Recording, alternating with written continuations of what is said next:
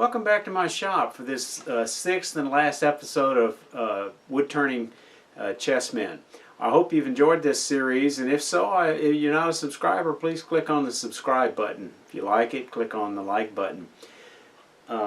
Today we're gonna turn the king, and at the end of this video I'm going to show you how we weight and put felt on the bottom. The king is typically about twice the size of the pawn. The base of the king should be sized approximately 70 to 80% of the size of the square of the chessboard, or if you take a chessboard, scale down your chessmen to fit accordingly. This king has what we call a cross pate on it, which is typical of the Western ones, and I'll show you how we shape that. So let's turn a king. Okay, here we are on our last chess piece of the kings. I think we can speed this rounding operation since we've seen it a few times.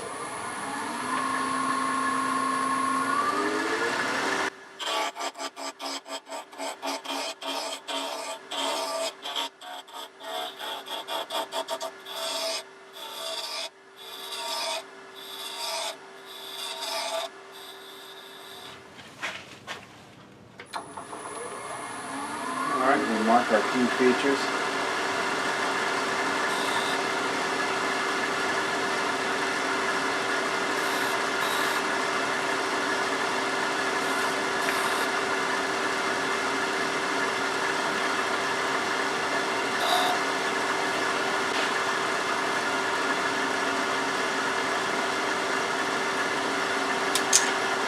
Using a small parting tool, we part in.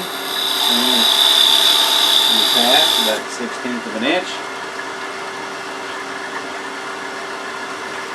Here's our diagram. So we're going to part in here part way. We're going to mark the top area. We're not going to part it because it's got a slope to it.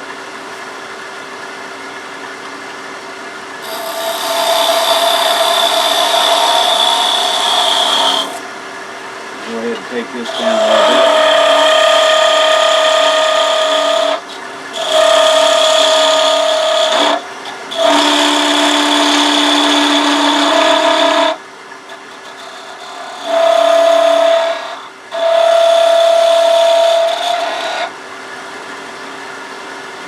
Take this down a little bit.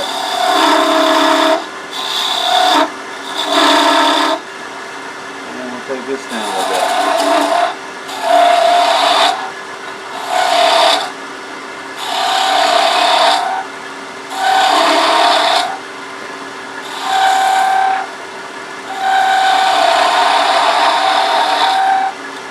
I think I mentioned before, I made this beating and parting tool out of a piece of 3/8 inch by 6 inch piece of high-speed steel, fairly inexpensively. And beating and parting tool is sometimes a good alternative when you're doing beads.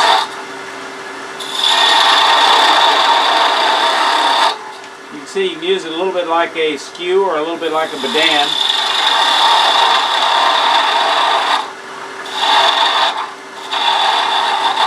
I'm just mostly doing bulk wood removal.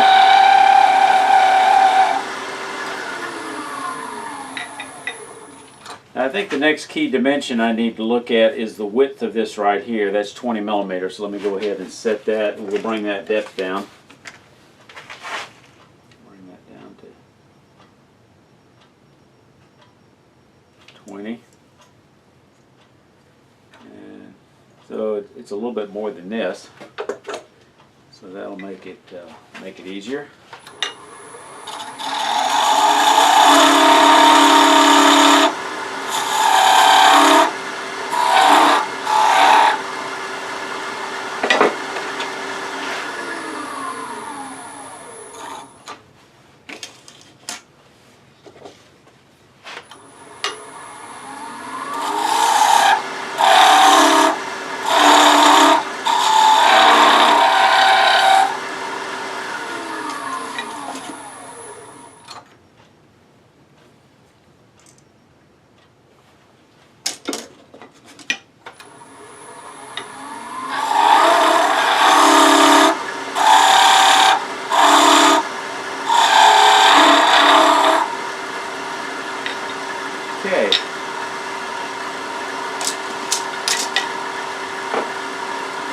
remark that dimension that we lost the measurement for.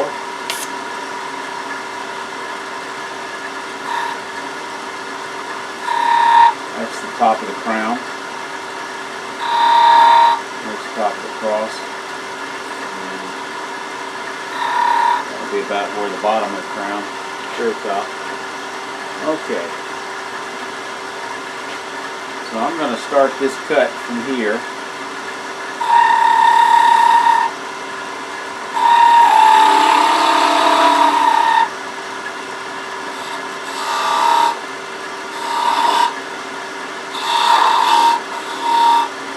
Something to shoot for.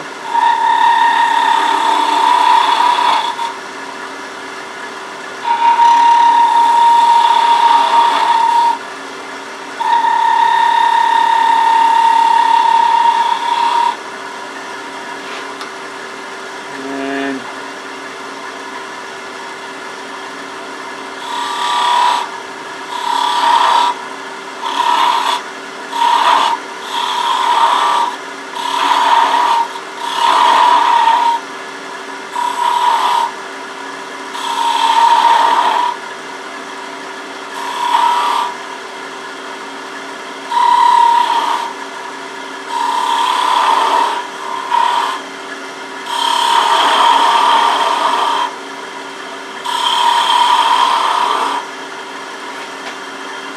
I'm going to go ahead and turn the pate cross on top of this, just seeing how much I need to bring this down with a skew.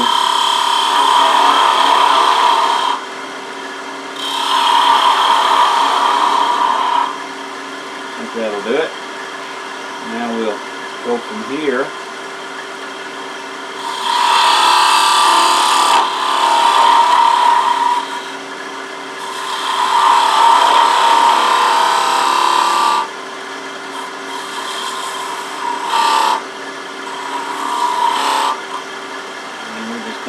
Clean this up a little bit.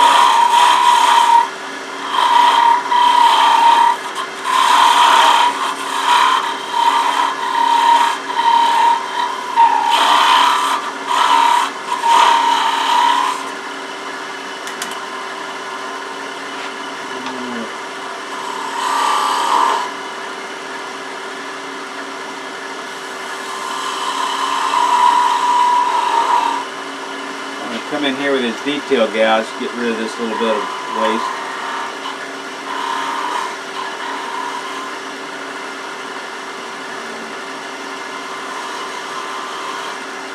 That looks pretty good.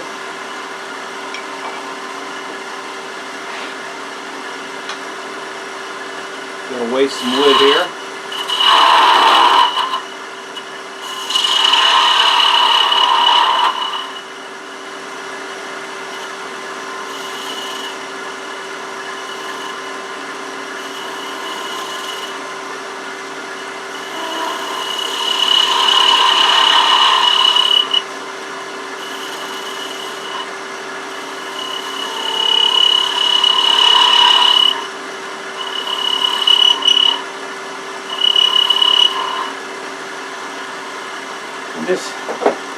This neck dimension is 10 millimeter. Let's check the 20 before we leave that, and that's just about on the money.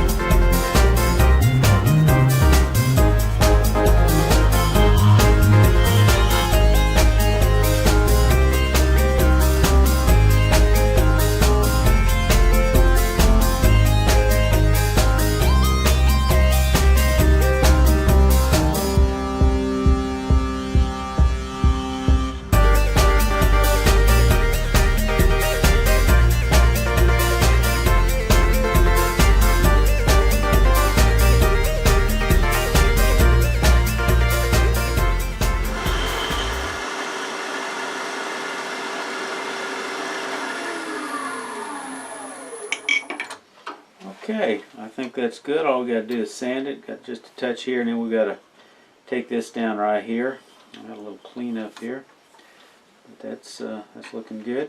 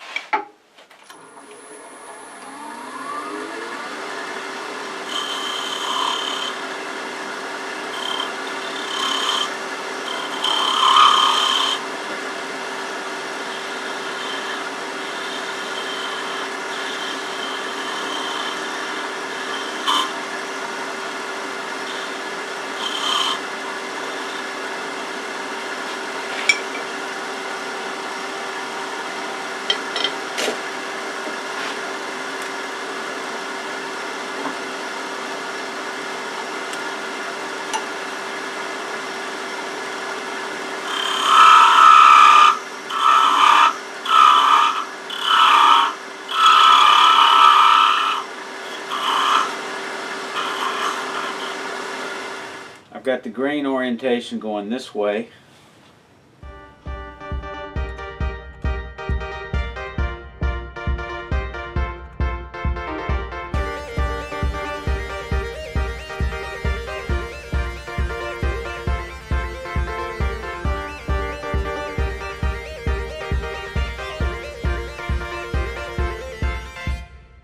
I'm going to turn the cross for the dark piece out of a piece of Macassar ebony I have, and the trick is I want this center piece to be round, and so when I cut this away it can be flat without cutting away the round and matching underneath here.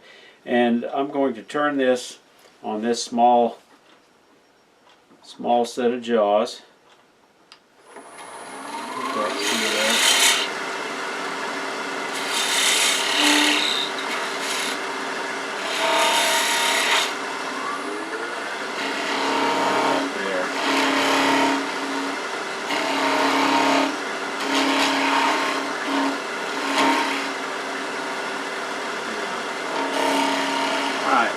That little skew to get in here, right here.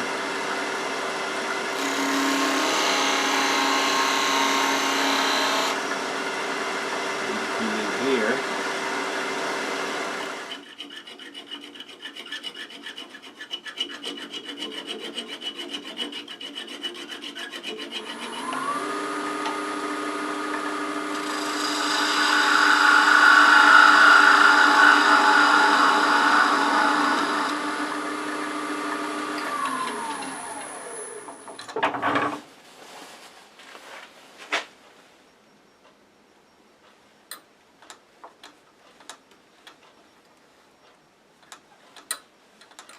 Okay, it'll fit.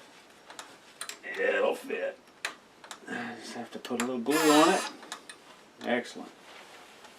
Okay, all I got to do is sand this off and go to the next step.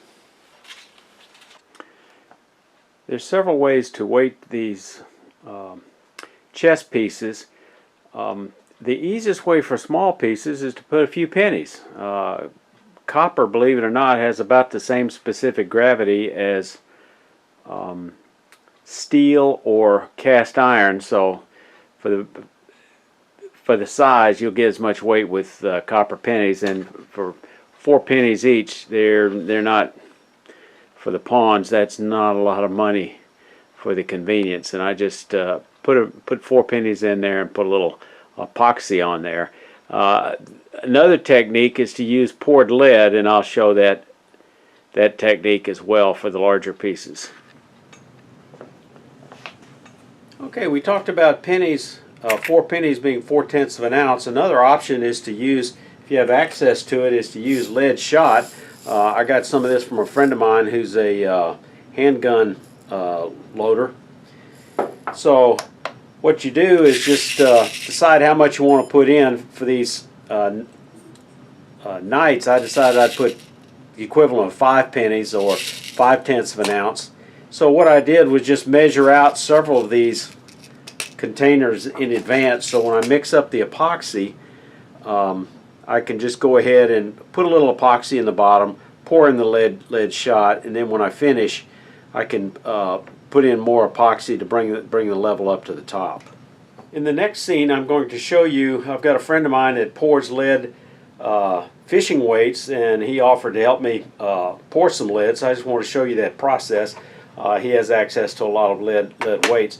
What Mike Darlow suggests in his book is when you cut the hole in the lathe, you make a small recess with some type of recess tool, and that way when you pour in the lead, it will fill in that recess and not come out.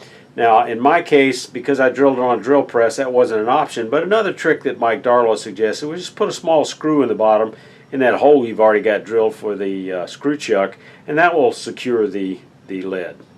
We're going to start pouring some lead, and this is where the lead comes from, basically old tire weights. I don't think they use lead much anymore. They use more and more steel, or you can get lead ingots as shown in these larger ones right here that are available for purchase. And here we are getting ready to actually pour the weight into the bottom of one of the men where I've actually got a screw in there to hold it. Okay, Ed, go ahead. And you can see I just drilled some holes in a block of 2x4.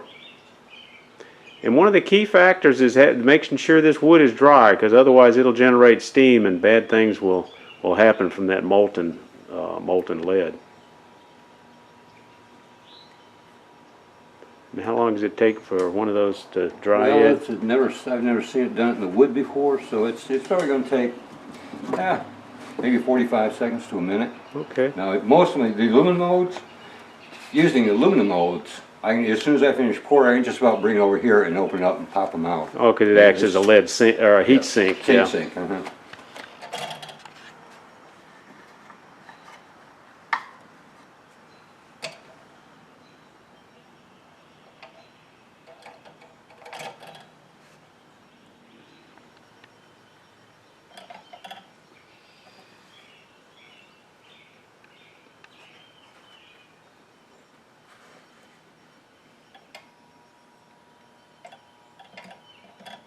That's a good view there because the lighting is a little bit better.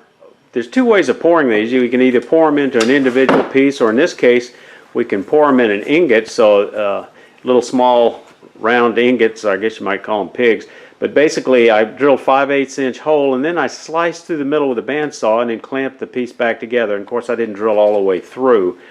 So we'll just pour the melted lead into these little slots, and of course the fumes, you don't want to be smelling the lead fumes, so this is where a respirator comes in handy, or good ventilation. And then the lead dries pretty quickly. Alright, now we're taking the clamps off. We're going to drop those out. It's been a couple of minutes, but it may not, Ed says it only takes maybe a minute or so with it drying in wood. Not sure how reusable these would be. Obviously you can see a little scorching, but all that would do is really make the hole a little bit larger until it's not useful. And there they are. Alright, by pouring it, sometimes you have little bitty fringes, I don't know what you call those, but they're easily just trimmed off, that scrap spew trimmed off with a pair of wire cutters in order that you could slide this in whatever hole of whatever piece you're weighting.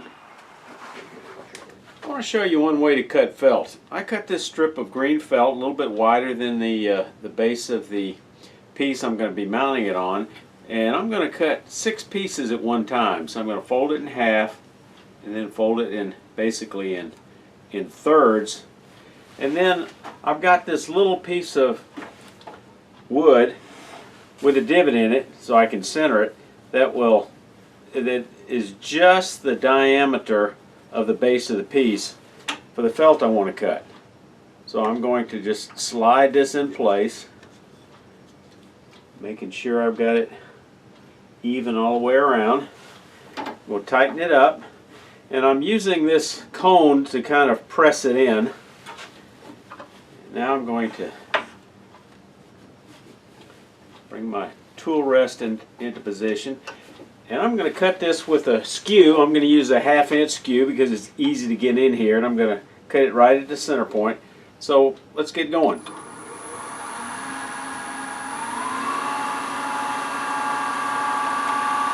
I'm going to cut off some of the waste first. Get it out of the way. Now I'm going to cut in for the final cut.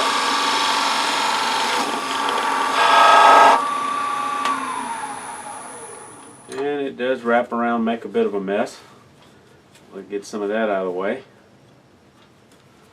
And now the final cut.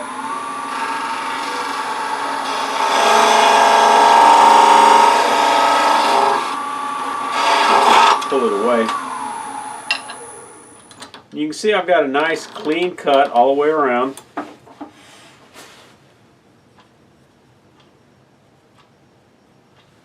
And I have 6 of these little discs that I can glue on the bottom. So I'm going to go ahead and continue cutting these, and then I'm going to show you how I glue them up. Back to my portable workbench. My table saw has wheels. I'm going to now take these multitude of little felt pads and glue them up. I'm going to start with the Pond's. You can use most any kind of glue. Elmer's glue all works well, white glue. I would not get the school glue because it's not as good. It's made so kids can eat it. But that'll work fine. Yellow's carpenter's glue will work fine, but the glue I like is recommended by some scroll sawers at Gwinnett Woodworkers. Use this for almost everything. It's Eileen's original tacky glue, and it's basically says all-purpose glue for crafts, hobbies, and household repairs, versatile and durable, and I find that works well. It has a consistency a little bit thicker than this. So I'm going to actually put the glue on the bottom here, used to keep these upright. And I'm just going to put a small amount on there with my finger. Swirl it around. And take a pad and center it.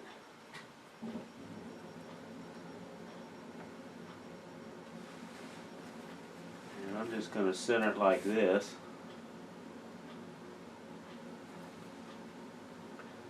And maybe adjust it just a little bit. And you don't want to put too much on it or it'll come through the felt. And then I think the weight of it there will just hold it just fine. Not getting too crazy about it. If you have one that frizzes out a little bit or sticks out a little too far, you can always come back with a pair of scissors and just trim it. And this is an alternative way of doing it with squares. You can glue on a square and then come back and trim it up.